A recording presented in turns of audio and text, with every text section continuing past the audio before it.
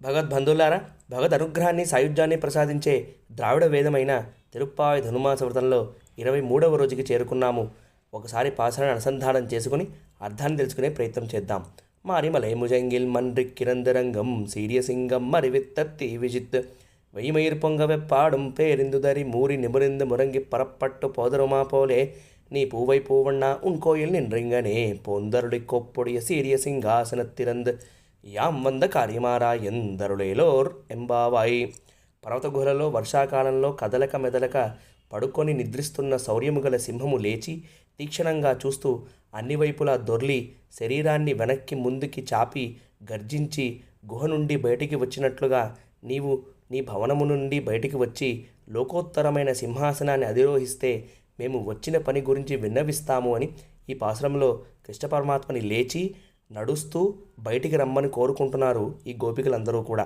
అంతలీనంగా ఉండే అర్థం ఏమిటి అంటే, గుహలో ఉన్న సింహం బయటికి రావడం అనే ఉదాహరణని చూపిస్తూ అండలమ్మవారు పరమాత్మ యొక్క కార్యకారణ తత్వాన్ని చెబుతోంది పాసురంలో. గుహలో ఉన్న సింహం కారణతత్వము. అప్పుడే ప్రకృతి జీవులు మనం అందరము కూడా పరమాత్మలో భాగంగా ఉంటాం. దాన్నే సూక్ష్మ జగత్తు అని అంటారు. అప్పుడు పరమాత్మ ఒక్కడే ఉంటాడు. సృష్టి చెయ్యాలని ఎప్పుడైతే పరమాత్మ సంకల్పిస్తాడో అప్పుడు గుహ నుండి బయటకు వచ్చిన సింహంలాగా ప్రకృతిని జీవుల్ని సృష్టిస్తాడు. దాన్నే కార్యతత్వము లేదా స్థూల జగత్తు అని అంటారు. ఇలా స్థూల జగత్తులో కూడా అంతర్యామిగా ఈ ప్రకృతిలోనూ జీవుల్లోనూ ఉంటాడు పరమాత్మ. దీన్నే అంతర్బహిష తత్సర్వం వ్యాప్య నారాయణ స్థిత అని అంటుంది వేదము. ఇదే విశిష్టాద్వైత సిద్ధాంతం యొక్క మూల రహస్యం. ఈ తత్వాన్నే పరమాత్మ బ్రహ్మగారికి శ్రీమద్భాగవత చతుశ్లోకిలో కూడా ప్రబోధిస్తాడు.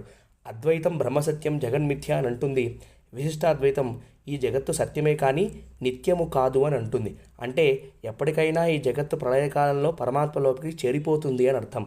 ముందు పాసురాలలో నందగోపన్ కోయిల్ అని అంటే ఈ పాసురంలో ఉన్ కోయిల్ అంటే నీ ఇల్లు అని అంటున్నారు. దానికి అంతలీనంగా ఉండే అర్థం ఏమిటి అంటే, మన మనసులోనే ఈ జీవుడు పరమాత్మ కలిసి ఉంటారు అని అర్థం. అదే ఓంకారం కూడా సూచిస్తుంది. ఆ పరమాత్మ మా జీవాత్మ అని అర్థం.